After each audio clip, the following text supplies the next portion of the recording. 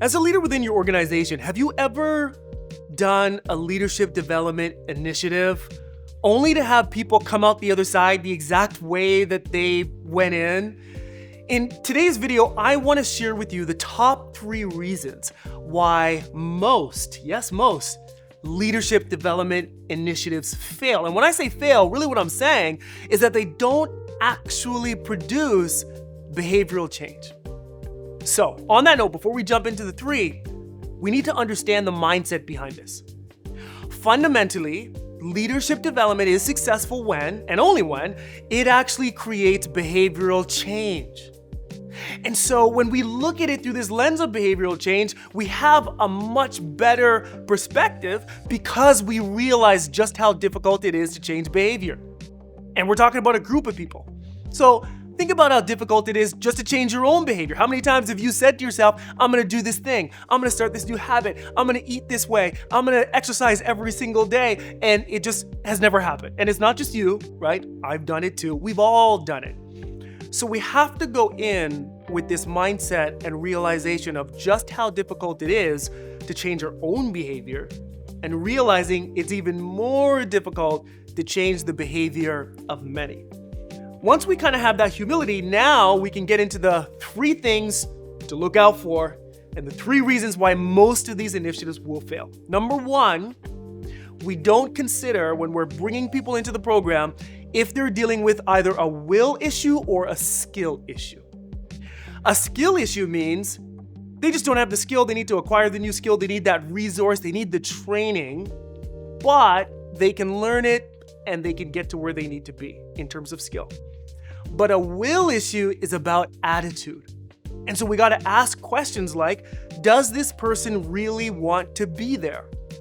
Do they want to learn? Do they want to grow? Do they want to become a better version of themselves? If the answer to that question is no, you're not going to get the ROI when it comes to the actual leadership development training because they don't even want to be there. So this is such a key mistake. I see it all the time. Do not substitute leadership development for a disciplinary process. They're 2 entirely different things. And if it's an attitude problem and they don't want to change, leadership development is not going to get them to where they want to be. So that's the number 1 thing. Is it a will issue or a skill issue? Number 2, it's about having the mindset of embarking people on a learning journey instead of thinking of it as a learning event.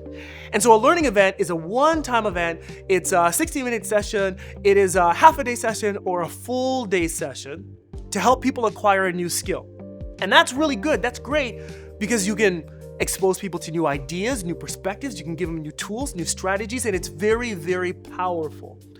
However, if we want significant behavioral change, we need to think of learning in an entirely different context. And to do that, you can think of basically learning anything. If you want to learn a new instrument, how do you do it? Do you attend a webinar on playing piano and then come out the other side Beethoven? Absolutely not, right? If you want to learn piano, you might watch a YouTube tutorial or video on a few simple things like scales. And then what do you do after that? Well, you go and you practice the scales. What do you do after that? Well, you might get feedback from a friend or a peer or a teacher on how your scales sound. What do you do after that? Well, you go back and you practice it again and you modify based on the feedback. So what I'm describing right now is a learning journey. There are very different steps that facilitate and support the learning journey, like going up a flight of stairs. It's 1 step at a time until you get to the next level. When we understand learning in this way, then we realize it's not just about the event. It's about the learning event where we get new ideas, new concepts, but then we got to support people to actually go out in the real world and apply those concepts. And then we got to understand that they're going to get it a little bit right and a little bit wrong, mostly wrong at the beginning if they're legitimately learning it for the first time. So they've got to circle back and get feedback there and then reapply it. And it's really only after going through this journey that we start to see skills acquisition and real behavioral change. So number 2, think about your leadership development learning initiatives as a journey instead of a single event. The last and the most significant part, number 3, kind of applies to number 2, It deals with creating a container of accountability. You need to have a way that you're actually going to check in with people to confirm, have they been able to practice some of the new stuff that they're learning? And to look into, how is that practice actually going out there in the real world?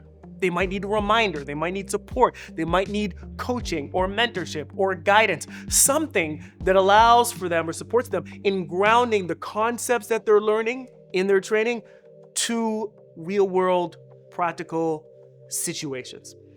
If you could do those three things, number one, suss out will versus skill. Number two is to focus on a learning journey, not a learning event. And number three, create an accountability container for behavioral change. I can guarantee your next leadership development initiative will be outstanding. Thanks so much for watching. If you found that valuable, don't forget to like, comment, and subscribe. Share this with someone else who might be able to benefit from the information. And last but not least, don't hesitate to visit me at JamelleLindo.com for access to free EQ resources helping you to become an emotionally empowered leader.